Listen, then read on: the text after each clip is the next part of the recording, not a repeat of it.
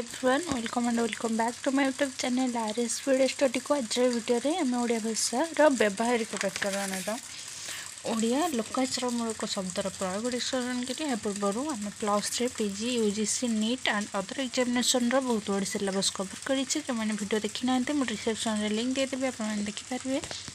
चलो video start करें। Video start करा पर समस्त अनुरोध कि वीडियो शेष पर्यटन देखिए वीडियो पसंद आसले लाइक करेंगे कमेंट करेंगे सामान सहित शेयर करेंगे और चैनल को सब्सक्राइब करने बिल्कुल भी भूलिए ना जहाँद्वारा यहपर इंपोर्टाट वीडियो सर्वप्रथम आपण पाखे पहुँची पार। ओडिया लोकाचारमूलक शब्दर प्रयोग लोकाचार अर्थ कौन? उत्तर हो लोकाचार अर्थ हो जनसाधारण आचरित किंबा जनसाधारण आचरित बा अनुष्ठित यह संस्कृतिर एक अंग विशेष। 2 नंबर क्वेश्चन लोकाचार केते भागरे विभक्त? उत्तर हो लोकाचार 2 भागरे विभक्त से गुड़िक हो 1 सामाजिक 2 धार्मिक। 3 नंबर क्वेश्चन आज्ञा हजूर मणिमा बाबू धन मौसा माउसी माँ शब्द गुड़िक केउं प्रकार शब्द? उत्तर हो आज्ञा हजूर मणिमा बाबू धन मौसा माउसी माँ शब्द गुड़िक सामाजिक लोकाचार प्रचलित संबोधन शब्द। 4 नंबर क्वेश्चन कुलाचार लोकाचार और देशाचार मध्य प्रभेद कौन? उत्तर हो प्रत्येक जाति रही स्वतंत्र प्रथा और चलनी। कुलाचार पुणी गोटे क्षुद्र अंचल प्रचलित थिबा और परंपरा लोकाचार भाव ग्रहण करे जाए किंतु अंचल निर्विशेष समस्त द्वारा गृहीत प्रथा और परंपरा देशाचार भाव ग्रहण करा जाए। 5 नंबर क्वेश्चन खा भूंज गिड़ मध्य भूंज और गिड़ क्यों व्यंजन शब्द क्यों व्यंजक शब्द? उत्तर हो खा हो साधारण विवृत्ति किंतु भूंज और गिड़ समादर और अनादर व्यंजक शब्द रूपे परिचित। 6 नंबर क्वेश्चन सामाजिक लोकाचार रे सासु ससुर जय को कौन कही संबोधित करती? उत्तर हो सामाजिक लोकाचार रे सासु ससुर जय को बाबू कही संबोधन करिथांती। यह छड़ा अल्प वयस्कों को मध्य बाबू डका जाय था। 7 नंबर क्वेश्चन सामाजिक लोकाचार रे शालीनता दृष्टि वयस्क मान कौन कौन डका जाए? उत्तर हो सामाजिक लोकाचार रे शालीन दृष्टि वयस्क मान मौसा माउसी भाई अप्पा आज्ञा बोली डका जाए। 8 नंबर क्वेश्चन सामाजिक पर्यायर निम्न जातिर लोकों समाजर पूर्वक किपरि संबोधन करा जाए? उत्तर हो सामाजिक पर्यायर निम्न जातिर लोकों समाजर पूर्वक अर्थात साहू पुओ बढ़ई पुओ कमार पुओ इत्यादि भाव में संबोधन करा जाए। 9 नंबर क्वेश्चन सामाजिक लोकाचार व्यवहृत आज्ञार इंग्राजी शब्द कौन है? उत्तर हो सामाजिक लोकाचार व्यवहृत आज्ञार इंग्राजी रे प्लीज गार्डन हेलो पद सहित तुलनीय। 10 नंबर क्वेश्चन लोकाचार आदेश और उद्बोधन अर्थ रे प्रश्नवाचक प्रयोग करे 2टी वाक्य लिख। उत्तर हो लोकाचार आदेश और उद्बोधन अर्थ रे प्रश्नवाचक प्रयोग करे 2टी काव्य है 1 कलमटा देवे कि 2 बहीटा दे पारे कि। 11 नंबर क्वेश्चन आपातत क्यों परी शब्द गुड़ी को आम लोकाचार मूलक शब्द रूपे व्यवहार करें? उत्तर हो पारिवारिक और सामाजिक क्षेत्र में पालित होता पर्वपर्वाणी धर्मानुष्ठान उत्सवानुष्ठान गुड़िक बड़ बड़ुआ कोईली बुड़ बोईत बंदाण टोली आंजुली परी बहु शब्द लोकाचार मूलक शब्द रूपे व्यवहार करि। 12 नंबर क्वेश्चन क्यों कला गुड़िक लोककला भाव में परिचित? उत्तर हो वस्त्र बयन पद्धति गृह मंदिर निर्माण शैली खाद्य प्रस्तुति प्रसाधन कौशल बासन अलंकार निर्माण सोल काठ बेत निर्मित द्रव्य तैयारी कला गुड़िक लोककला भाव में परिचित। 13 नंबर क्वेश्चन लोकाचार प्रचलित ଲୋକକଳା ଗୁଡ଼ିକରେ କେଉଁ ଶବ୍ଦ ବ୍ୟବହାର କରାଯାଏ?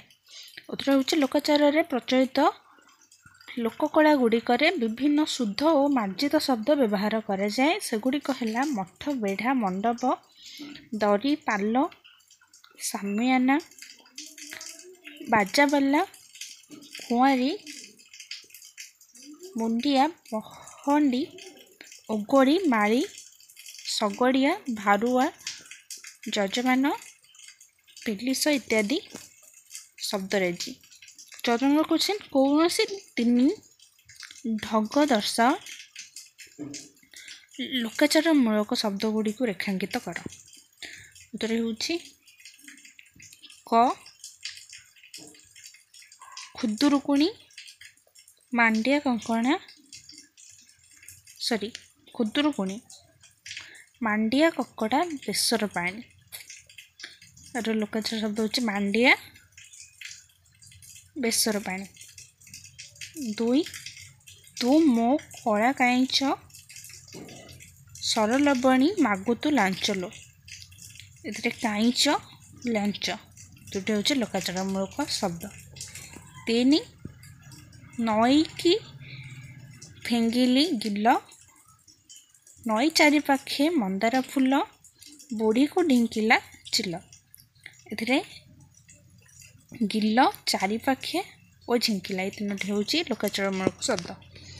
15 নম্বର କ୍ୱେଶ୍ଚିନ୍, ଓଡ଼ିଆ କୃଷକ ପରିବାରରେ ବ୍ୟବହୃତ ହେଉଥିବା ଗୀତର କିଛି ଉଦାହରଣ ଦେଇ ଲୋକାଚାର ମୂଳକ ଶବ୍ଦକୁ ରେଖାଙ୍କିତ କର। ଉତ୍ତର ହେଉଛି କୃଷକ ପରିବାରରେ ବ୍ୟବହୃତ ଗୀତ ଗୁଡ଼ିକ ହେଲା 1 କି ଗୀତ ବୋଲିବିଲ କମଳା, ଧରିଛି ହଡ଼ା ହଳେ ଲୋ।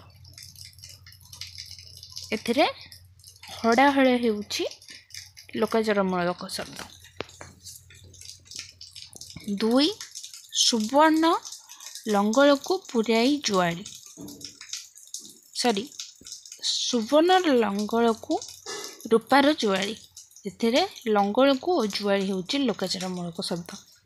3 ଲେଉଟିଆ ସ୍ୱାଗତ କିଆରି କିଆରି, ପାଣି ବୋହୁଥିଲେ ମାଉସୀ ଝିଆରୀ। ଏଥିରେ କିଆରି ହେଉଛି ଲୋକାଚାର ମୂଳକ ଶବ୍ଦ। 16 নম্বର କ୍ୱେଶ୍ଚିନ୍, ଓଡ଼ିଶାର ଆଦିମ ଅଧିବାସୀମାନଙ୍କ ଦ୍ୱାରା ବ୍ୟବହୃତ କେତେକ ଲୋକାଚାର ମୂଳକ ଶବ୍ଦ ପ୍ରୟୋଗ ଦର୍ଶାଅ। ଉତ୍ତର ହେଉଛି ଓଡ଼ିଶାର ଆଦିମ ଅଧିବାସୀମାନଙ୍କ ଦ୍ୱାରା ବ୍ୟବହୃତ 8ଟି ଲୋକାଚାର ମୂଳକ ଶବ୍ଦ ହେଉଛି ଶୋଏ, ବଟି, ନଚ, କାଙ୍କଡ଼ା, ଆମି, ଗୀତା, କଥାକୁ ଇତ୍ୟାଦି। ଏହାର ପ୍ରୟୋଗ ହେଉଛି 1 ଶୋଏ ଦିନତା ଦିନେ, ଏହାର ଅର୍ଥ ହେଉଛି 100 ଦିନରୁ ଦିନେ। 2 ଗୋଡ଼ ବଟି ନଚ କିନାସ, ଏହାର ଅର୍ଥ ହେଉଛି ଗୋଡ଼ ପିଟି ନାଚ କରିବା। 3 କାଙ୍କଡ଼ା ଗିରିଗିଲୁ, ଏହାର ଅର୍ଥ ହେଉଛି କଙ୍କଡ଼ା ପଡ଼ିଲା। 4 ଆମେ ଡରିମାଲୁ, ଏହାର ଅର୍ଥ ହେଉଛି ମୁଁ ଡରିଗଲି। 5 ଗୀତାରୁ ଆଶାକୁ, ଏହାର ଅର୍ଥ ହେଉଛି ଗୀତାରୁ ଅସଲ ଅର୍ଥ ନେ। 6 କତାରୁ ସୁମୁକ, ଏହାର ଅର୍ଥ ହେଉଛି କଖାରୁ ଶସ ନେ। 17 নম্বର କ୍ୱେଶ୍ଚିନ୍, ଓଡ଼ିଶାର ପଶ୍ଚିମାଞ୍ଚଳରେ ଲୋକମାନେ ବ୍ୟବହୃତ କରୁଥିବା ଲୋକାଚାର ମୂଳକ ଶବ୍ଦ ଗୁଡ଼ିକ ମଧ୍ୟରୁ କେତେକ ଶବ୍ଦ ପ୍ରୟୋଗ ଦର୍ଶାଅ। ଉତ୍ତର ହେଉଛି ଓଡ଼ିଶାର ପଶ୍ଚିମାଞ୍ଚଳରେ ବସବାସ କରୁଥିବା ଲୋକମାନେ ବ୍ୟବହାର କରୁଥିବା ଲୋକାଚାର ମୂଳକ କେତେକ ଶବ୍ଦ ଉଦାହରଣ ନିମ୍ନରେ ପ୍ରଦାନ କରାଯାଇଛି। ତାହା ହେଉଛି 1 ଉପର ବଢ଼ା ଖସୁଛେ, ତଳ ବଡ଼ା ଭସୁଛେ, ରରରେ ତଲ ବଡ଼ା ତୋର ଦିନ କାଲ ଆସୁଛେ।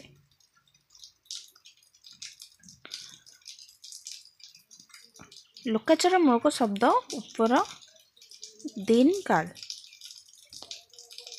ଏହିପରି ଆଉ ଗୋଟେ ଉଦାହରଣ ମଧ୍ୟ ଏଠି ଦିଆଯାଇଛି। ଆଉ ଦୁଇଟି ସ୍କ୍ରିନଶଟ୍ କରିକି ଆପଣମାନେ ରଖିପାରିବେ। 18 নম্বର କ୍ୱେଶ୍ଚିନ୍, ଲୋକକଳାରେ ବ୍ୟବହୃତ କେତେକ ଲୋକାଚାର ଶବ୍ଦ ଉଲ୍ଲେଖ କର। ଉତ୍ତର ହେଉଛି ଲୋକକଳାରେ ବ୍ୟବହୃତ ଲୋକାଚାରମୂଳକ ଶବ୍ଦ ଗୁଡ଼ିକ ହେଉଛି ସରଳବଣୀ, ଗୋପଲୀଳା, ହରଣ, ମହା ପରମାଦ, ଗଙ୍ଗାମାଟି, ବଳିତା, ବନ୍ଦାପନା, ସ୍ୱୟଂବର, ରାୟ, ମଧୁଶୂଲି, କୋଠି, ନକ୍ଷତ୍ର, ତିଥି, ମଞ୍ଚ, ବୈଦ ଇତ୍ୟାଦି। ଭିଡ଼ିଓଟିକୁ ଏଇଠି ରଖିବା। ଭିଡ଼ିଓଟି ପସନ୍ଦ ଆସିଲେ ଲାଇକ୍ କରିବେ, କମେଣ୍ଟ କରିବେ, ସାଙ୍ଗମାନଙ୍କ ସହ ସେୟାର କରିବେ ଏବଂ ଚ୍ୟାନେଲକୁ ସବସ୍କ୍ରାଇବ୍ କରିବା ପାଇଁ ବିଲକୁଲ ବି ଭୁଲିବେ ନାହିଁ। ପୁଣି ଥରେ ଦେଖାହେବ ଆଉ ଗୋଟେ ନୂଆ ଭିଡ଼ିଓରେ। ସେ ପର୍ଯ୍ୟନ୍ତ ମୁଁ ବିଦାୟ ନେଉଛି। ଭିଡ଼ିଓ ଶେଷ ପର୍ଯ୍ୟନ୍ତ ଦେଖିଥିବାରୁ ଧନ୍ୟବାଦ।